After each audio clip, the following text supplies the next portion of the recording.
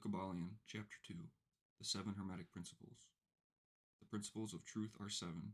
He who knows these understandingly possesses the magic key, before whose touch all the doors of the temple fly open. The Kybalion. The seven Hermetic principles upon which the entire Hermetic philosophy is based are as follows. 1. The principle of mentalism. 2. The principle of correspondence. 3. The principle of vibration. 4. The principle of polarity. 5. The principle of rhythm.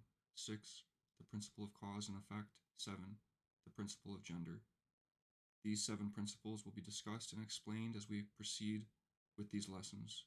A short explanation of each, however, may as well be given at this point. 1. The principle of mentalism. The all is mind. The universe is mental. This principle embodies the truth that all is mind. It explains that the all, which is the substantial reality underlying all the outward manifestations and appearances which we know under the terms of the material universe, the phenomena of life, matter, energy, and in short, all that is apparent to our material senses, is spirit, which in itself is unknowable and undefinable, but which may be considered and thought of as an universal, infinite, living mind. It also explains that all the phenomenal world or universe is simply a mental creation of the all, subject to the laws of created things, and that the universe, as a whole, and in its parts or units, has its existence in the mind of the all, in which mind we live and move and have our being. This principle, by establishing the mental nature of the universe, easily explains all of the varied mental and psychic phenomena that occupy such a large portion of the public attention, and which, without such explanation, are non-understandable and defy scientific treatment. An understanding of this great Hermetic principle of mentalism enables the individual to readily grasp the laws of the mental universe, and to apply the same to his well-being and advancement. The Hermetic student is enabled to apply intelligently the great mental laws, instead of using them in a haphazard manner. With the master key in his possession, the student may unlock the many doors of the mental and psychic temple of knowledge and enter the same freely and intelligently. This principle explains the true nature of energy, power, and matter, and why and how all these are subordinate to the mastery of mind.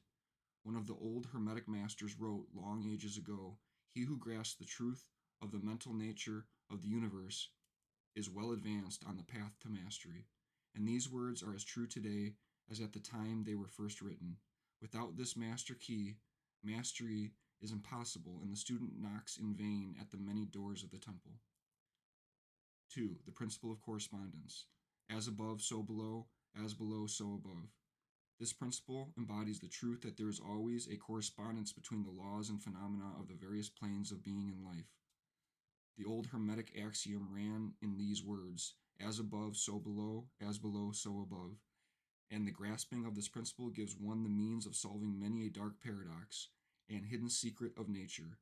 There are planes beyond our knowing, but when we apply the principle of correspondence to them, we are able to understand much that would otherwise be unknowable to us. This principle is of universal application and manifestation on the various planes of the material, mental, and spiritual universe. It is an universal law. The ancient Hermetists considered this principle as one of the most important mental instruments by which man was able to pry aside the obstacles which hid from view the unknown. Its use even tore aside the veil of Isis to the extent that a glimpse of the face of the goddess might be caught, just as a knowledge of the principles of geometry enable man to measure distant suns and their movements, while seated in his observatory. So a knowledge of the principle of correspondence enables man to reason intelligently from the known to the unknown. Studying the monad, he understands the archangel. 3. The principle of vibration. Nothing rests, everything moves, everything vibrates. This principle embodies the truth that everything is in motion, everything vibrates, nothing is at rest.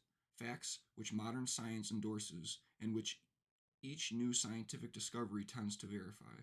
And yet this Hermetic principle was enunciated thousands of years ago by the masters of ancient Egypt. This principle explains that the differences between different manifestations of matter, energy, mind, and even spirit result largely from varying rates of vibration. From the all, which is pure spirit, down to the grossest form of matter, all is in vibration. The higher the vibration, the higher the position in the scale. The vibration of spirit is at such an infinite rate of intensity and rapidity that it is practically at rest, just as a rapidly moving wheel seems to be motionless. And at the other end of the scale, there are gross forms of matter whose vibrations are so low as to seem at rest. Between these poles, there are millions upon millions of varying degrees of vibration, from corpuscle and electron, atom and molecule, to worlds and universes. Everything is in a vibratory motion. This is also true on the planes of energy and force, which are but varying degrees of vibration, and also on the mental planes, whose states depend upon vibrations, and even on to the spiritual planes. An understanding of this principle with the appropriate formulas enables Hermetic students to control their own mental vibrations as well as those of others. The masters also apply this principle to the conquering of natural phenomena in various ways. He who understands the principle of vibration has grasped the scepter of power, says one of the old writers. 4. The principle of polarity. Everything is dual. Everything has poles. Everything has its pair of opposites.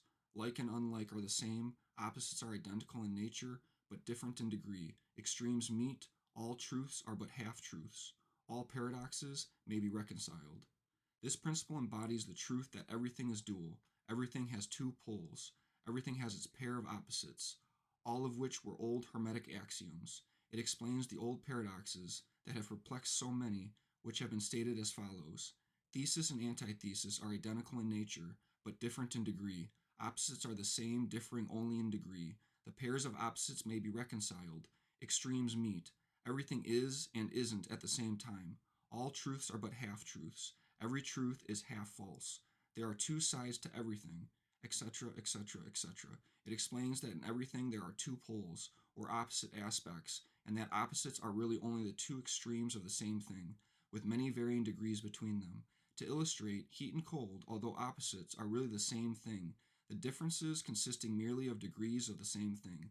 Look at your thermometer and see if you can discover where heat terminates and cold begins. There is no such thing as absolute heat or absolute cold.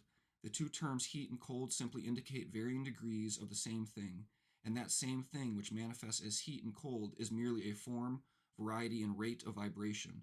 So heat and cold are simply the two poles of that which we call heat, and the phenomena attendant thereupon are manifestations of the principle of polarity. The same principle manifests in the case of light and darkness, which are the same thing, the difference consisting of varying degrees between the two poles of the phenomena. Where does darkness leave off and light begin? What is the difference between large and small, between hard and soft, between black and white, between sharp and dull, between noise and quiet, between high and low, between positive and negative? The principle of polarity explains these paradoxes, and no other principle can supersede it. The same principle operates on the mental plane. Let us take a radical and extreme example, that of love and hate, two mental states apparently totally different, and yet there are degrees of hate and degrees of love, and a middle point in which we use the terms like or dislike, which shade into each other so gradually that sometimes we are at a loss to know whether we like or dislike or neither. And all are simply degrees of the same thing, as you will see if you will but think a moment. And more than this, and considered of more importance by the Hermetists, it is possible to change the vibrations of hate to the vibrations of love in one's own mind and in the minds of others. Many of you who read these lines have had personal experiences of the involuntary rapid transition from love to hate, and the reverse, in your own case and that of others, and you will therefore realize the possibility of this being accomplished by the use of the will, by means of the Hermetic formulas. Good and evil are but the poles of the same thing, and the Hermetist understands the art of transmuting evil into good by means of an application of the principle of polarity. In short, the art of polarization becomes a phase of mental alchemy, known and practiced by the ancient and modern Hermetic masters. An understanding of the principle will enable one to change his own polarity, as well as that of others, if he will devote the time and study necessary to master the art.